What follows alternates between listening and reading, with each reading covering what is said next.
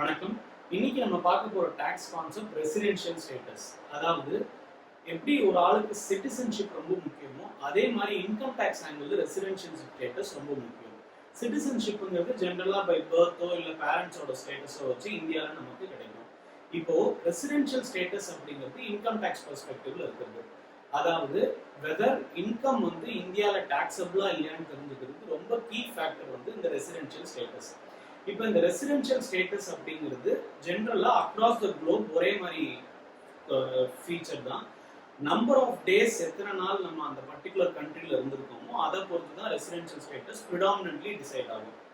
இப்போ ஒரு இண்டிவிஜுவலா இருந்தா இந்தியாவை பொறுத்த வரைக்கும் ரெசிடென்ஷியல் ஸ்டேட்டஸ் அப்படிங்கிறது ஒரு 3 கேட்டகரி இருக்கு. அதாவது ரெசிடென்ட், நான் ரெசிடென்ட்ங்கிறது பிராட் கேட்டகரி. இந்த ரெசிடென்ட்ல ஆர்டினரி ரெசிடென்ட்டா இருக்க முடியும், நாட் ஆர்டினரி ரெசிடென்ட்டா இருக்க முடியும். பிளஸ் இந்த கரண்ட்லி இப்ப ஃபினான்ஸ் ஆக்ட் 2020ல ஃப்ரெஷ்ஷா இன்னொரு கேட்டகரி கொண்டு வந்திருக்காங்க. அதாவது team to be a resident. இது ஒன்னொன்னு பத்தியும் நம்ம டீடைல்டா அண்டர்ஸ்டாண்ட் பண்ணிக்கலாம். ஸோ ரெசிடென்ஷியல் ஸ்டேட்டஸ் அப்படிங்கும்போது ஃபர்ஸ்ட் திங் ரெசிடென்ட்டா தெரிஞ்சுக்கணும், இல்லாட்டி நான் ரெசிடென்ட்டா தெரிஞ்சுக்கணும். இந்த ரெசிடென்ட்டா தெரிஞ்சுக்கிறதுக்கு பேசிக் கண்டிஷன்ஸ் இருக்கு. இந்த பேசிக் கண்டிஷன்ஸ் அப்படிங்கிறதுல 2 கண்டிஷன் இருக்கு. ஃபர்ஸ்ட் கண்டிஷன் அப்படிங்கிறது 182 டேஸ் ஆர் மோர், அதாவது அட்லீஸ்ட் 182 டேஸ் இந்தியாவில் அந்த வருஷம் இருந்திருந்தா. இப்போ நம்ம பேசிட்டு இருக்கிறது ஃபினான்சியல் இயர் 21-22, அதாவது 1 ஏப்ரல் 2021 இருந்து 31 மார்ச் 22 வரைக்கும் போது இந்த பீரியட்ல அட்லீஸ்ட் 182 டேஸ் இருந்திருந்தா அது ரெசிடென்ட் ஆயிடுவாங்க. செகண்ட் பேசிக் கண்டிஷன், ஒருவேளை 182 டேஸ் இல்லைன்னா செகண்ட் கண்டிஷன் என்னன்னா 365 டேஸ் இந்த லாஸ்ட் 4 இயர்ஸ். அதாவது இப்போ நம்ம பேசிட்டு இருக்க இயர் ஃபினான்ஷியல் இயர் 21-22 போது லாஸ்ட் 4 இயர்ஸ் அப்படிங்கிறது 1 ஏப்ரல் 2016 இருந்து 31 மார்ச் 2020 வரைக்கும். ஃபினான்ஷியல் இயர் 16-17, 17-18, 18-19, 19-20 இந்த 4 இயர்ஸ்ல அட்லீஸ்ட் 365 டேஸ் இருந்திருந்தால் தென் அவங்க ரெசிடென்ட்டா ட்ரீட் பண்ணப்படுவாங்க. இந்த 365 டேஸ் ஆர் மோர்ங்கிறது இண்டிபெண்டன்ட் கண்டிஷன் இல்ல, இதுல இன்னொரு சப் கண்டிஷனும் இருக்கு. அதாவது 365 days or more in the last 4 preceding previous year and 60 days or more in the previous year. So last 4 years, அதாவது நம்மளோட எக்ஸாம்பிள் 1 ஏப்ரல் 2016 இருந்து 31 மார்ச் 2020 வரைக்கும் 365 days ஆவது இந்தியாவில் இருந்திருக்கணும். பிளஸ் கரண்ட் இயர்ல 365 days ஆவது இருந்திருக்கணும். இந்த 2 கண்டிஷனும் சாட்டிஸ்ஃபை பண்ணியிருந்தா மட்டும்தான் அவங்க ரெசிடென்ட் ஆவாங்க. ஸோ 2 பேசிக் கண்டிஷன்ல ஏதாவது ஒன்னாவது சாட்டிஸ்ஃபை பண்ணிருக்கணும் to be treated as resident. இது இல்லைன்னா 2 பேசிக் கண்டிஷனுமே சாட்டிஸ்ஃபை பண்ணலன்னா அவங்க நான் ரெசிடென்ட்டா treat பண்ணப்படுவாங்க.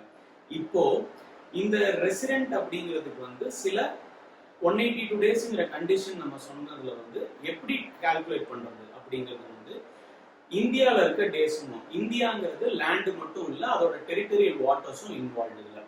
Plus departure date and arrival date 2 டேட்டுமே இன்க்ளூட் பண்ணிக்கிறோம். ஏன்னா அந்த டேட்ல நம்ம இந்தியாவில் இருந்திருக்கோம், அதனால it has to be treated. மூணாவது கண்டிஷன் கண்டினியூஸா இருக்கணும்னு அவசியம் கிடையாது. அதாவது கண்டினியூஸா 182 டேஸ் இருக்கணும், கண்டினியூஸா 60 டேஸ் இருந்திருக்கணுங்கிற ரெக்யர்மெண்ட் கிடையாது. அக்ராஸ் த இயர் நான் அட்லீஸ்ட் 60 டேஸோ 182 டேஸோங்கிற கண்டிஷன் சாட்டிஸ்ஃபை பண்ணிருக்கணும். ஸோ ரெகுலர் பீரியட் கிடைக்கிறது. வந்தா என் வீட்டில் தான் தங்கணும், அதாவது இந்தியாவில் இருக்க எனக்கு பிளேஸ் ஆஃப் ரெசிடென்ஸ்ல தான் தங்கணுங்கிற ரெக்யர்மெண்ட் இல்லை, எங்க வேணாலும் தங்கலாம். ஸோ இதெல்லாம் தான் ஜென்ரல் ஐடென்டிஃபையிங் கண்டிஷன்ஸ், அந்த கால்குலேஷனுக்கு நம்ம பார்க்க வேண்டிய கண்டிஷன்ஸ். நவ் இப்போ நம்ம ரெசிடென்ட்டா நான் ரெசிடென்ட்டாங்கிறத தெரிஞ்சுக்கணும். இந்த கண்டிஷன்ஸை நம்ம பொறுத்த வரைக்கும் is it common for every one or ஏதாவது எக்ஸப்ஷன்ஸ் இருக்குன்னா yes, there are some exceptions. அதில் ஃபர்ஸ்ட் எக்ஸப்ஷன்ங்கிறது இந்தியா விட்டு வெளியில போறவங்களுக்கு. இந்தியா விட்டு வெளியில போறவங்க அப்படிங்கிறவங்க 2 டைப் ஆஃப் பீப்புள். ஒன்னு சிட்டிசன்ஸ் ஆஃப் இந்தியா தான், ஆனா they are leaving India because அவங்க ஒரு இந்தியன் ஷிப்ல க்ரூ மெம்பரா இருக்காங்க அப்படிங்கிறதுக்காக இந்தியா விட்டு வெளியில போறாங்க. Second type of people Indian citizen தான், இந்தியா விட்டு வெளியில போறாங்க. எதுக்காகனா எம்ப்ளாய்மெண்ட்டுக்காக. இந்த சினாரியோல இருக்கிறவங்களுக்கு இந்த 60 டேஸ்ங்கிற கான்செப்டே கிடையாது. It is 182 days for every one. So இதுதான் for leaving India, person leaving இந்தியாவுக்கு இருக்கக்கூடிய சின்ன எக்ஸப்ஷன் இது. ஸோ இந்த 60 டேஸ்ங்கிறது கிடையாது, 182 டேஸ் மட்டும்தான். நவ் இதே மாதிரி சில கண்டிஷன் பர்சன்ஸ் அரைவிங் இந்தியாவுக்கும் இருக்கு, சில எக்ஸப்ஷன்.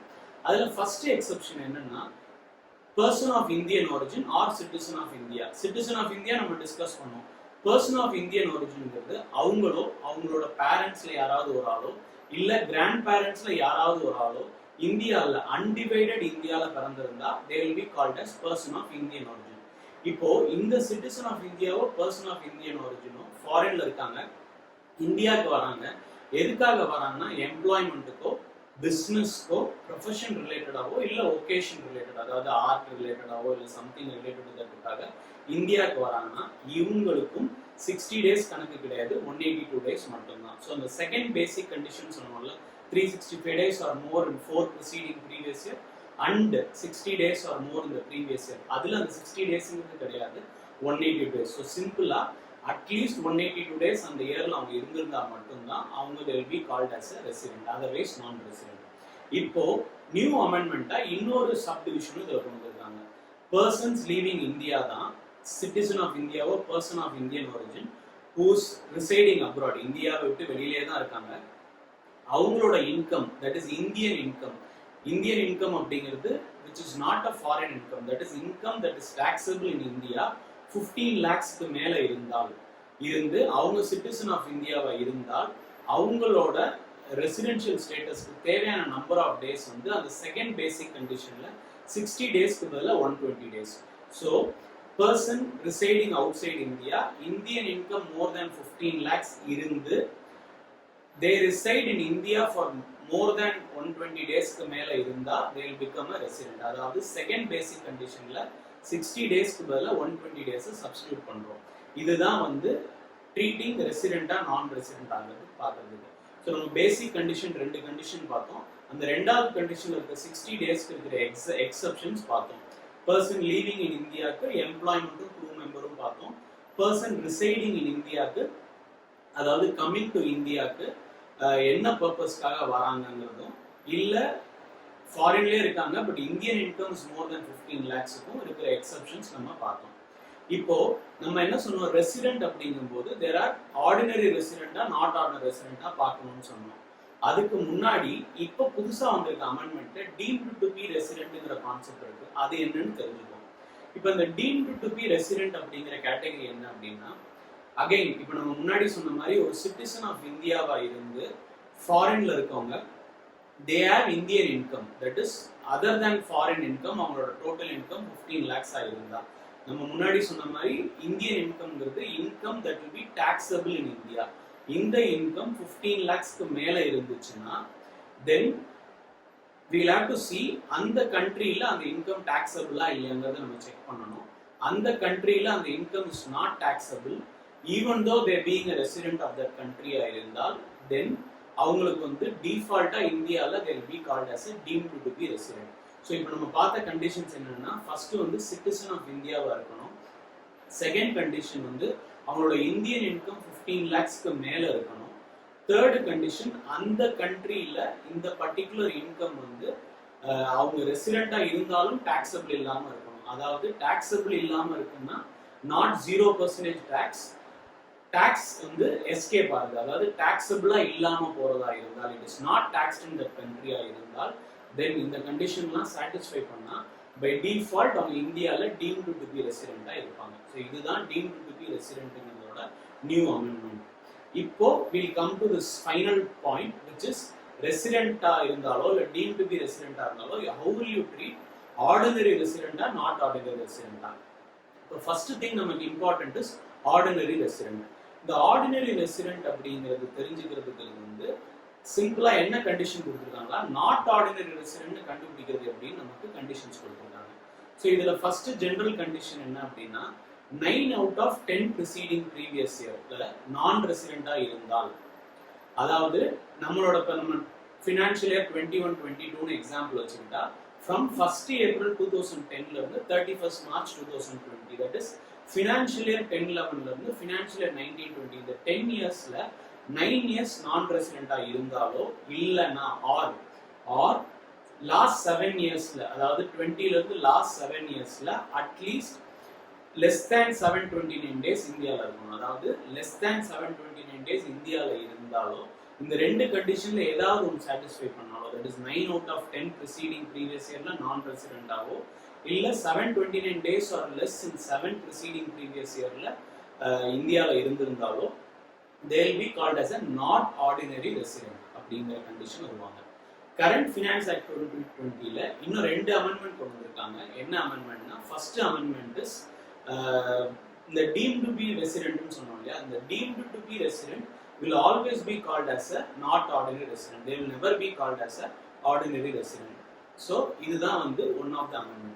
இன்னொரு amendment என்னன்னா, we saw இல்லையா, if a person residing outside India whose Indian income is more than 15 lakhs and அந்த particular countryல அது taxable இல்லை அப்படிங்கிற கண்டிஷன் பார்த்தோம் இல்லையா, where இவங்களுக்கு வந்து relevant basic condition is 120 days. That is, second basic condition will be 365 days or 365 days in 4 preceding previous year or 120 days, 60 days or more in the previous year னு பார்த்தோம். இந்த 60 days க்கு பதிலா என்ன சொன்னோம், 120 days னு பார்த்தோம். அதுதான் 120 days or more in the previous year. இப்போ இந்த பர்టిక్యులர் பர்சனுக்கு 120 டேஸ்க்கு மேல 182 டேஸ்க்கு உள்ள இருந்தாங்கன்னா, இந்த பீரியடுக்குள்ள, that is from 120th day to 181st day இந்தியாவில் இருந்தாங்கன்னா, then they will be called as a not ordinary resident. எப்படி இருந்தாலும் 182 டேக்கு மேல போயிட்டா they will become a resident. So moment resident ஆயிடுவாங்க. So only this இந்த கேப், that is 120th டேல இருந்து 181st day கேப்புக்குள்ள இருந்தா அவங்க வந்து by default they will be called as a not ordinary resident. இந்த நாலுமே ஆர் கண்டிஷன். ஸோ இதுல ஏதாவது ஒன்று சாட்டிஸ்ஃபை பண்ணாலுமே they will be called as a not ordinary resident. So such person will be called as resident and not ordinary resident. Rest of the person who have satisfied one of the basic condition will be called as resident and ordinary resident. So இதுதான் residential status ஓட understanding. Thank you.